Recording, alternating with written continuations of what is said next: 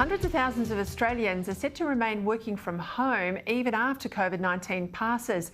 New research from demographer and columnist Bernard Salt suggests somewhere between 10 and 15% of workers will permanently shun the office. That's up from 5% before the pandemic. Bernard Salt joins me now from Melbourne. Bernard, you very cleverly described the impacts of the virus on work as a comet knocking a planet off its orbit. So what will it look like, do you think, in 10 years' time? And are we talking about people permanently out of the office or working sort of part-time between these two planets? Well, Peter, this is work that I have done in a collaboration with software developer ServiceNow, and we were looking at the post-COVID society and particular the future of work. I have been tracking the proportion of the Australian population working from home across 5 censuses. In 1996, in fact, 5% of the workforce worked from home, and that included 1 percentage point. There were farmers who had to work from home. We just did not do it, really. At the peak of the lockdowns today and even a year ago, various industry surveys suggested maybe 45% of Australians were working from home. I don't think it's going to go back to that 5%. I think it will go back to 10% or maybe even 15%. Every 5 percentage points, we lift the proportion of the workforce working from home, we take 600,000 commuters off the roads. And the reason why I say that a greater proportion of Australians will work from home is because it makes a contribution to people's lifestyle. They don't have to buy a second car. They don't have the mental anguish of commuting. It's fewer carbon emissions. And so I think Australians will grab this with both hands. It goes to my central view of the Australian character. We are driven by lifestyle, and working from home, even in a hybrid arrangement, I think will certainly be carried forward. If you look at the way in which, say, something like the Great Depression, grandparents who touched the Great Depression, for example, were frugal for the rest of their lives. So you are touched and shaped by these experiences. And I think the work from home arrangement is something that will be carried forward, not in the lockdown rates that we've got at the moment, but in a lesser rate going forward. That means we're going to have to be very, very good at collaborating and doing Zoom meetings and all the other technology that actually goes with that.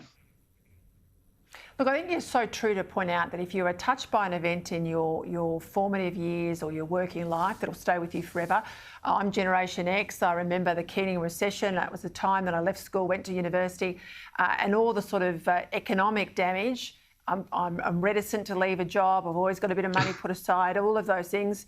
The Generation X cohort, think is very important. I'm interested beyond this, though. What's it going to do to things like planning for infrastructure? I talk to real estate agents who tell me there's as much interest now in a study or a space that can be used in a study in a home as there is in an ensuite. Now, the ensuite was big a few years ago. Now it's the study. Is that going to be a permanent change? I think very much so.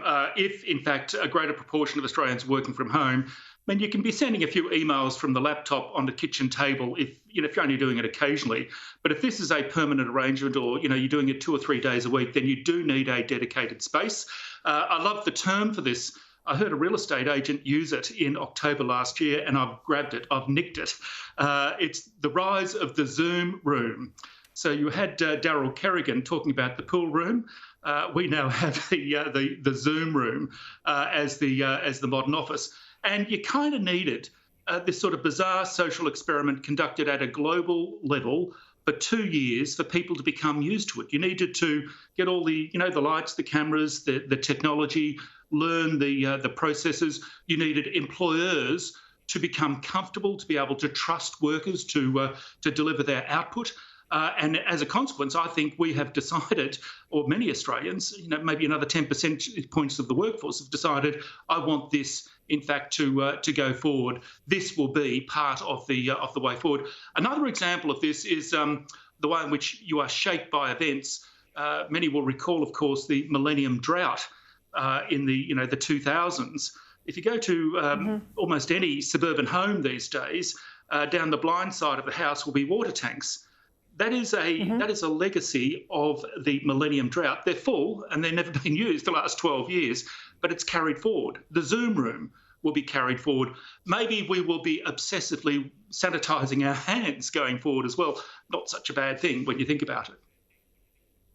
Well, not such a bad thing. My grandmother did it till the day she died. It was always soap and water, and that was a legacy of her age as well. Bernard Salt, thank you as always. My pleasure.